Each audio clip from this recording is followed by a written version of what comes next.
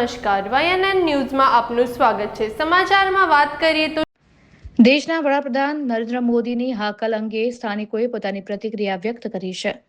દેશમાં પેટ્રોલિયમ પ્રોડક્ટની તંગીને પગલે વાહન ચાલકોને મુશ્કેલીઓ પડી રહી છે, ત્યારે ઈરાન અમેરિકા વોરને પગલે આવનારા સમયમાં સ્થિતિ વધુ વિકટ બની શકે તેમ છે। ત્યારે વાહન ચાલકો પેટ્રોલ ડીઝલની બચત કરે, શક્ય હોય તો પબ્લિક ટ્રાન્સપોર્ટનો ઉપયોગ કરે, શક્ય હોય તો પોતાનું વાહન લઈ બહાર નીકળવાનું ટાળે। આ સાથે જ વર્ક ફ્રોમ હોમને પ્રાધાન્ય આપવામાં આવે। વડાપ્રધાન પણ નાગરિકોને આ માટે અપીલ કરી ચૂક્યા છે। લોકો શક્ય હોય તો પબ્લિક ટ્રાન્સપોર્ટનો ઉપયોગ કરે તેમ પણ જણાવી રહ્યા છે। ત્યારે દેશના વડાપ્રધાન નરેન્દ્ર મોદીની આ હાકલની સામે નાગરિકો જણાવી રહ્યા છે કે પબ્લિક ટ્રાન્સપોર્ટની વ્યવસ્થિત રીતે સુવિધા ઉપલબ્ધ કરાવવામાં આવે તો જ લોકો પબ્લિક ટ્રાન્સપોર્ટનો ઉપયોગ કરશે। નાગરિકો આ સાથે જણાવી રહ્યા છે કે કામ માટે બહાર નીકળવું એ પણ એક મજબૂરી છે। ત્યારે આવા દિવસો જોયા નથી, પરંતુ આવા દિવસો જોવાનો વારો આવે ત્યારે આ પરિવર્તનને સ્વીકારવું પડશે।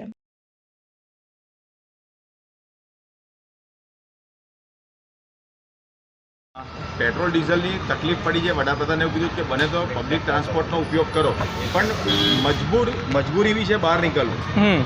શું કહેશો? બહાર નીકળવું તો એમ જોવા જઈએ તો અમારા જેવા યુવા માટે તો મજબૂરી છે કે કંઈક ક્લાસ જોડાયા હોય કાં કોલેજ હોય। કોલેજ માટે ચલો આપણે પબ્લિક ટ્રાન્સપોર્ટનો ઉપયોગ કરી શકીએ, સિટી બસ છે, એસટી બસ છે।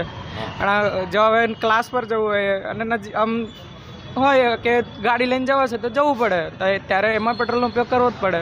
પણ પબ્લિક ટ્રાન્સપોર્ટનો ઉપયોગ કરવાનું કહે છે, આપ શું કહેશો એના માટે, કે બસ ને એ બધાનો ઉપયોગ કરો એમાં? એ તો પહેલેથી કહેવામાં આવ્યું છે કે પબ્લિક ટ્રાન્સપોર્ટનો ઉપયોગ જેટલો વધારે કરીએ એટલું આપણા દેશ માટે સારું જ છે। પબ્લિક માટે સારું છે, આપણા દેશ માટે સારું છે। પેટ્રોલ ડીઝલના ભાવ વધશે તો શું કરશો? પેટ્રોલ ડીઝલના ભાવ વધશે ત્યારે જોઈશું।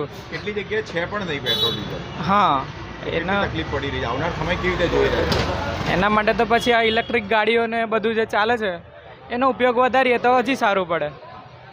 ઇલેક્ટ્રિક ગાડીઓનો બધાનો ઉપયોગ વધારીએ તો હજી સારું પડે, તો પેટ્રોલ ડીઝલનો ભાવમાં થોડો ફરક પડી શકે એના લીધે। શું નામ તમારું? આયુષ અંધારીકર।